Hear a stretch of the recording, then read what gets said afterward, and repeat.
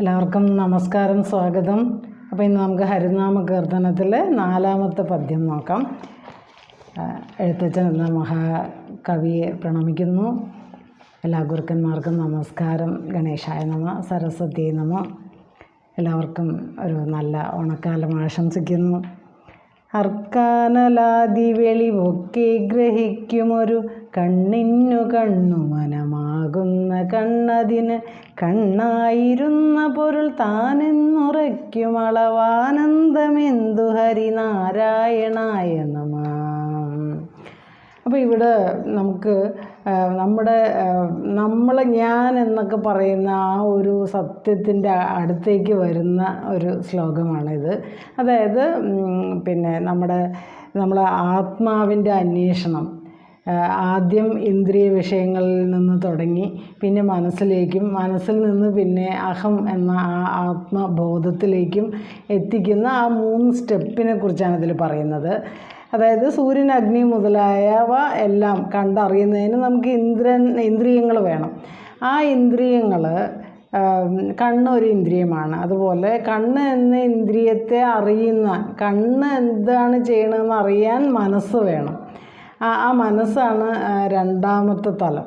ഇനി ആ മനസ്സിനെക്കുറിച്ച് നമ്മൾ വീണ്ടും അന്വേഷിച്ച് പോകുമ്പോൾ നമുക്ക് കണ്ടെത്താൻ പറ്റുന്നതാണ് ആത്മാവ് അല്ലെങ്കിൽ അഹം, ഞാൻ. ആ മനസ്സിനെയും അറിയുന്ന അഹം എന്ന അല്ലെങ്കിൽ ആ അനന്തബോധശക്തി, അതിനാണ് അഹംബോധം എന്ന് പറയുക, അല്ലെങ്കിൽ അഹം എന്നോ അല്ലെങ്കിൽ ഞാൻ എന്നോ എന്നൊക്കെ പറയണം. ആ ഞാനാണ് നമ്മളിലൊക്കെ ശരിക്കും ഉള്ളത്. അപ്പോൾ അതിനെക്കുറിച്ച് അറിയുമ്പോൾ ഉണ്ടാവുന്ന ആ ഒരു ആനന്ദം, അതിന് അളവില്ല എന്ന് ഹരിനാരായണായ നമ എന്ന് ഭഗവാനെ നമസ്കരിച്ചുകൊണ്ട് പറയുന്ന, അങ്ങനെയുള്ള ഭഗവാനെ അങ്ങയ്ക്ക് നമസ്കാരം. അപ്പോൾ അതിൻ്റെ വാക്കുകൾ എന്തൊക്കെയാണെന്ന് നോക്കാം. എല്ലാ ഗുരുക്കന്മാർക്കും നമസ്കാരം. അർക്കാനലാദി വെളിവ്, സൂര്യൻ, അഗ്നി മുതലായ അർക്കൻ സൂര്യൻ, അനലൻ അഗ്നി, ആദി തുടങ്ങിയ അതിൻ്റെ വെളിവ്, അതിനെക്കുറിച്ചുള്ള അതിൻ്റെ വെളിച്ചം ഒക്കെ ഗ്രഹിക്കും എല്ലാം കണ്ടറിയുന്ന എന്ന് പറഞ്ഞാൽ എല്ലാ ഇന്ദ്രിയ വിഷയങ്ങളെയും അറിയുന്ന, കണ്ണിന് കണ്ണ് എന്ന ഇന്ദ്രിയത്തിന് കണ്ണ് അതിനെ കണ്ടറിയുന്ന, മനമാകുന്ന കണ്ണ്, മനസ്സ് എന്ന ഒരു കണ്ണുണ്ട് നമുക്കൊക്കെ, അതാണ് അതിന് കണ്ണായിരുന്ന പൊരുൾ. ആ മനസ്സിൻ്റെ കണ്ണ് എന്ന് പറയുന്നത് ഒരു വെളിച്ചമാണ്. ആ വെളിച്ചമാണ് അനന്തബോധശക്തി, നമ്മളിലൊക്കെ ഉള്ള ആ ബോധശക്തി. താനെന്ന് ഉറയ്ക്കും അളവ്, ആ അനന്തബോധശക്തിയാണ് താൻ. അപ്പം ഞാൻ ആര് എന്നുള്ള അന്വേഷണത്തിൻ്റെ ഒടുവിൽ നമുക്ക് കണ്ടെത്തുന്നതാണ് ആ അനന്തബോധശക്തി നമ്മളിലുള്ളത്. ആ ഞാൻ അതുതന്നെ എന്നുള്ള ആ ഒരു തീരുമാനം വരുന്നതോടെ, താനെന്ന് ഉറയ്ക്കും അളവ് എന്ന് പറഞ്ഞാൽ ഞാൻ തന്നെയാണ് ആ ബോധം എന്ന് അറിയുമ്പോൾ ഉണ്ടാകുന്ന ആനന്ദത്തിന് അളവില്ല. ഹരിനാരായണായ നമ. കളങ്കഹരിയായ നാരായണ നമസ്കാരം. അപ്പോൾ ഇവിടെ ആദ്യം പറയുന്നത് ഇന്ദ്രിയ വിഷയങ്ങളെക്കുറിച്ച് പറയുന്നു, കാഴ്ചകൾ, അനുഭവങ്ങൾ. അപ്പോൾ ആ കാഴ്ചകളിലൂടെയാണ് നമ്മൾ പല അനുഭവങ്ങൾ ഉണ്ടാകുന്നത്. അതിന് നമുക്ക് സഹായിക്കുന്ന പല ഇന്ദ്രിയങ്ങളാണ് കണ്ണ്, മൂക്ക്, നാക്ക്, ചെവി, ത്വക്ക് എന്നൊക്കെ പറയുന്ന ആ പഞ്ചേന്ദ്രിയങ്ങൾ.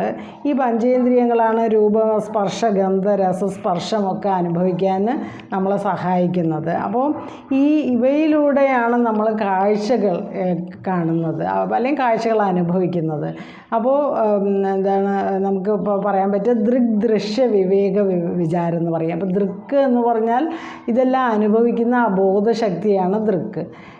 പിന്നെ ദൃശ്യം എന്ന് പറഞ്ഞാൽ ഇതെല്ലാം ഈ അനുഭവങ്ങളൊക്കെ, ഇതാണ് ദൃശ്യങ്ങൾ. അപ്പോൾ ഇപ്പോൾ നമ്മുടെ ചുറ്റും കാണുന്ന എല്ലാം ദൃശ്യങ്ങളാണ്. അപ്പോൾ അതിനെയൊക്കെ അറിയുന്ന ഒരു ബോധശക്തി നമ്മളിലുണ്ട്, അതിനെയാണ് ദൃക്ക് എന്ന് പറയുന്നത്. അപ്പോൾ എങ്ങനെയാണ് സിനിമ ഒരു സ്ക്രീനിൽ വരുന്നത്, സ്ക്രീൻ ദൃക്കാണെങ്കിൽ ദൃശ്യങ്ങളാണ് നമ്മൾ കാണുന്ന സിനിമ. അപ്പോൾ അതുപോലെ 1ാമത്തെ തലം എന്ന് പറയുന്നത് ഇന്ദ്രിയ വിഷയങ്ങളാണ്. അത് നമ്മൾ അനുഭവിക്കുന്നു. അത് കണ്ണുകൊണ്ട് അനുഭവിക്കുന്നു എന്ന് പറഞ്ഞാൽ കണ്ണ് എന്ന് ഒരു ഇന്ദ്രിയത്തെ പറയുന്നുള്ളൂ എങ്കിലും എല്ലാ ഇന്ദ്രിയങ്ങളെയും, പഞ്ചേന്ദ്രിയങ്ങളെ മുഴുവനായിട്ട് പറയുന്നു. ഇനി അർക്കാനലാദി വെളിവ് എന്നതുകൊണ്ട്, അർക്കാനലാദി വെളിവ് എന്നതുകൊണ്ട് എല്ലാ ഇന്ദ്രിയ വിഷയങ്ങളെയും നമുക്ക് പറയാം. കണ്ണ് തുടങ്ങിയ, കണ്ണ് എന്ന് മാത്രമേ പറയുന്നുള്ളൂ എങ്കിലും എല്ലാ ജ്ഞാനേന്ദ്രിയങ്ങളും അതിൽ പെടും. പിന്നെ അപ്പോൾ അനുഭവത്തിൻ്റെ രണ്ടാമത്തെ തലമാണ് മനസ്സ്. അപ്പോൾ ഈ നമ്മൾക്കൊരു ഇപ്പോൾ നമ്മൾ ഒരു മനസ്സ് എവിടെയെങ്കിലും ഇപ്പോൾ ഒരു ആബ്സെൻറ്റ് മൈൻഡഡ് ആയിട്ടിരിക്കുകയാണെങ്കിൽ നമ്മൾ ഒരാൾ ഫ്രണ്ടിൽ കൂടെ പോയാൽ പോലും നമ്മൾ അറിയില്ല. അപ്പോൾ നമ്മുടെ മനസ്സ് എവിടെയെങ്കിലും വേണം. ഇപ്പോൾ ചില കുട്ടികളൊക്കെ പഠിക്കുമ്പോൾ ഇങ്ങനെ വെറുതെ ബുക്ക് തുറന്നിരിക്കും, പക്ഷേ മനസ്സ് എവിടെയെങ്കിലും ആയിരിക്കും. അപ്പം നമുക്ക് മനസ്സ് വേണം. അപ്പോൾ അതാണ് കണ്ണിൻ്റെ കണ്ണാണ് മനസ്സ് എന്ന് എഴുത്തച്ഛൻ പറയുന്നു. അപ്പോൾ ഇന്ദ്രിയങ്ങളെക്കാൾ പ്രബലമാണ് മനസ്സ്. നമ്മുടെ കണ്ണ്, മൂക്ക്, നാക്ക്, ത്വക്ക് എന്നൊക്കെ പറയുന്ന ഇന്ദ്രിയങ്ങളെക്കാൾ കുറച്ചുകൂടെ ബലവത്താണ് അല്ലെങ്കിൽ പ്രബലമാണ് മനസ്സ് എന്ന് പറയുന്ന ആ കണ്ണിൻ്റെ കണ്ണായ മനസ്സ്. ആ മനസ്സുണ്ടെങ്കിൽ ഈ ഇന്ദ്രിയങ്ങൾക്ക് എന്തെങ്കിലും അനുഭവിക്കാൻ പറ്റും. പിന്നെ അനുഭവത്തിൻ്റെ മൂന്നാമത്തെ തലം എന്ന് പറയുന്നതാണ് ഞാൻ, അല്ലെങ്കിൽ അഹംബോധം, ഞാനെന്ന ആ ബോധശക്തി. അത് ബോധമില്ലെങ്കിൽ, ഇപ്പോൾ ബോധമില്ലാതെ കിടക്കുമ്പോഴാണ് ഈ ഓപ്പറേഷൻ തിയേറ്ററിലൊക്കെ ബോധം കെടുത്തിയാണ് ഓപ്പറേഷനൊക്കെ ചെയ്യണം. അപ്പോൾ ബോധമില്ലാതെ കിടക്കുമ്പോൾ അവിടെ മനസ്സും നമുക്കില്ല, അവിടെ നമുക്ക് ചുറ്റുമുള്ള ഒന്നും കാണാൻ പറ്റുന്നില്ല. അപ്പോൾ ആ ബോധമാണ് അനുഭവത്തിൻ്റെ മൂന്നാമത്തെ തലം, ശരിയായ തലം. അപ്പോൾ ആ ഒരു തലം നമുക്കുണ്ടെങ്കിൽ മാത്രമേ നമുക്ക് മനസ്സിനെ കുറിച്ച് നമുക്കൊരു അറിവുണ്ടാവൂ. എന്നാൽ മാത്രമേ നമുക്ക് നമ്മുടെ ചുറ്റും കാണുന്ന പല ദൃശ്യങ്ങളെക്കുറിച്ച് നമുക്കൊരു അറിവുണ്ടാവും.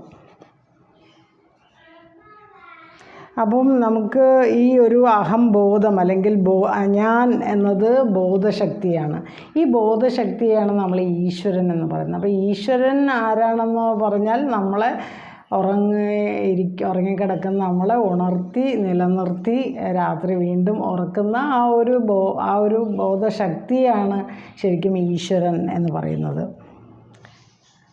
അപ്പോൾ ബോധമില്ലെങ്കിൽ മനസ്സില്ല, മനസ്സില്ലെങ്കിൽ ഇന്ദ്രിയങ്ങളില്ല, ഈ പുറത്തുള്ള ഒരു വിഷയങ്ങളും നമുക്ക് അനുഭവവേദ്യമാവില്ല.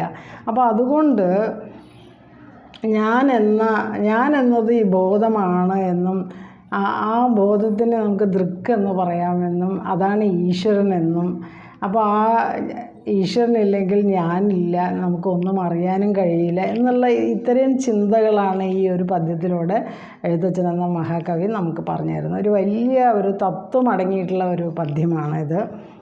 അപ്പോൾ ജീവിതത്തിൽ എല്ലാ ദുഃഖങ്ങൾക്കും കാരണം എന്താണെന്ന് ചോദിച്ചാൽ എന്നുറയ്ക്കും അളവ് ആനന്ദമെന്തു ഹരിനാരായണൻ. അപ്പോൾ കണ്ണിന് കണ്ണ് പൊരുളായിരുന്ന അത് താൻ തന്നെ എന്ന് ഉറയ്ക്കുന്ന ആ സമയത്താണ് ഒരു ആനന്ദം നമുക്കുണ്ടാവുള്ളൂ. അത് ഞാൻ ആരെന്ന് അറിഞ്ഞുകൂടാ, ജഗത്ത് എന്താണെന്ന് അറിയില്ല, ഞാനെന്ന അറിയില്ല.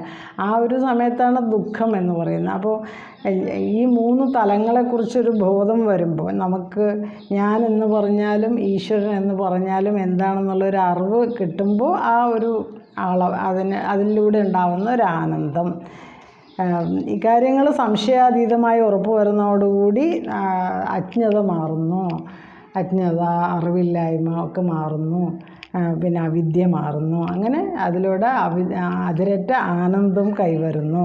അങ്ങനെയുള്ള പാപഹാരിയായ നാരായണ അങ്ങയ്ക്ക് നമസ്കാരം. അപ്പോൾ ഈ ഒരു അറിവ് നമുക്ക് തരുന്ന ഈശ്വരൻ നമ്മുടെ ഉള്ളിലുള്ളത് കൊണ്ടാണ്. ആ ഈശ്വരനാണ് ആനന്ദബോധശക്തി. അങ്ങനെയുള്ള ആ ബോധശക്തി നമുക്ക് ഈ അറിവ് തരുന്നു. ആ നാരായണനായിക്കൊണ്ട് നമസ്കാരം. അപ്പോൾ ഈ ഒരു ശ്ലോകം എന്ന് പറയുന്നത് ശങ്കരാചാര്യരുടെ ഏകശ്ലോകി എന്ന പ്രസിദ്ധമായിട്ടുള്ള ഒറ്റ ശ്ലോകമുള്ള ഒറ്റ ശ്ലോകത്തിൻ്റെ ആശയമാണ് ഇതിൽ എഴുത്തച്ഛൻ ഉപയോഗിച്ചിരിക്കുന്നത്. അപ്പോൾ പറയുന്നത്, ഇപ്പോൾ ഗുരുശിഷ്യൻ ആ ഒരു ഒറ്റ ശ്ലോകമുള്ള ആ ഒരു കൃതിയിൽ അതിൽ ഏകശ്ലോകിയിൽ പറയുന്നത് ഗുരുവും ശിഷ്യനും തമ്മിലുള്ള ഒരു സംവാദമാണ്. അപ്പോൾ ഗുരു ചോദിക്കുന്നു, ശിഷ്യ എന്ത് വെളിച്ചമാണ് നിനക്ക് ഇവിടെ ഉള്ളത് എന്ന് പറയുന്നു. അപ്പോൾ ശിഷ്യൻ പറയുന്നത് പകൽ സൂര്യനും രാത്രി അഗ്നിയും എന്ന്. അപ്പോൾ നിന്നെ ഈ സൂര്യനും അഗ്നിയെയും അറിയാൻ സഹായിക്കുന്ന വെളിച്ചം ഏതാണെന്ന് ഗുരു വീണ്ടും ചോദിക്കും. ശിഷ്യൻ പറയുന്നു അതെൻ്റെ കണ്ണാണെന്ന്. അപ്പോൾ ഗുരു ചോദിക്കുന്നു, കണ്ണടച്ചാൽ പിന്നെ എന്താണ് നിനക്ക് വെളിച്ചം, പിന്നെ ശേഷിക്കുന്ന വെളിച്ചം എന്താണ്? അപ്പോൾ പറയുന്നത് എൻ്റെ മനസ്സാണെന്ന്. അപ്പോൾ വീണ്ടും ഗുരു ചോദിക്കുന്നു മനസ്സിനെ കാണാൻ സഹായിക്കുന്ന വെളിച്ചം ഏതാണെന്ന്. അപ്പോൾ പറയുന്നു ഗുരു അത് ഞാൻ തന്നെയാണെന്ന് എന്ന് ശിഷ്യൻ പറയുന്നു. അപ്പോൾ ശിഷ്യ അതുകൊണ്ടാണ് എല്ലാറ്റിനെയും പ്രകാശിപ്പിക്കുന്ന ആ ഒരു ബോധശക്തി, അതാണ് ഞാൻ എന്ന് നമ്മൾ ഞാൻ എന്ന് പറയുമ്പോൾ ആ ബോധശക്തി, നമ്മളിലുള്ള ബോധശക്തി അതാണ് എന്നുള്ള ഒരു തിരിച്ചറിവ്, ആ തിരിച്ചറിവാണ് നമുക്ക് നേടിയെടുക്കേണ്ടത്. ആ ഒരു തിരിച്ചറിവ് നേടുമ്പോഴാണ് യഥാർത്ഥത്തിലുള്ള ഒരു ആനന്ദത്തിലേക്ക് നമ്മളെത്തൂ. അല്ലെങ്കിൽ നമ്മൾ പല അജ്ഞതയിലും നമ്മളിങ്ങനെ വിഷമിച്ചും ദുഃഖിച്ചും ഒക്കെ നടക്കുന്ന ഒരു മനുഷ്യൻ. കാരണം നമ്മൾ ഈ പ്രപഞ്ചമാണ് എല്ലാ സത്യം എന്ന് നമ്മൾ വിചാരിക്കും. പക്ഷേ അതിനൊക്കെ അപ്പുറത്ത് ഇതിനെല്ലാം നിയന്ത്രിക്കുന്ന ഒരു ബോധശക്തിയുണ്ട് എന്നും ഇതെല്ലാം അജ്ഞാനത്തിൽ അല്ലെങ്കിൽ അവിദ്യയായിട്ടാണ് ഇതെല്ലാം ഇങ്ങനെ കാണുന്നതെന്നും ഒരു തോന്നൽ നമുക്കുണ്ടാകുമ്പോൾ നമ്മൾക്ക് ആ ഒരു ആനന്ദാവസ്ഥയിലേക്ക് എത്തുമെന്നും എഴുത്തച്ഛൻ നമുക്ക് മനസ്സിലാക്കി തരുന്നു. അപ്പോൾ ഈ ഒരു ശ്ലോകം ഒരിക്കലൂടെ വായിക്കാം. അർക്കാനലാതി വെളിവൊക്കെ ഗ്രഹിക്കുമൊരു കണ്ണിന്നു കണ്ണു മനമാകുന്ന കണ്ണതിന് കണ്ണായിരുന്ന പൊരുൾ താനെന്നുറയ്ക്കുമളവാനന്ദമെന്തു ഹരിനാരായണായ നമ. നാരായണായ നമ നാരായണായ നമ നാരായണായ നമ നാരായണായ നമ. ഹരേ കൃഷ്ണ ഗുരുവായൂരപ്പ. അപ്പോൾ ഈ ഒരു പദ്യം ഗുരുവായൂരപ്പന് സമർപ്പിക്കുന്നു. എല്ലാവർക്കും നല്ലൊരു ഓണക്കാലം ആശംസിക്കുന്നു. ഹരേ കൃഷ്ണ.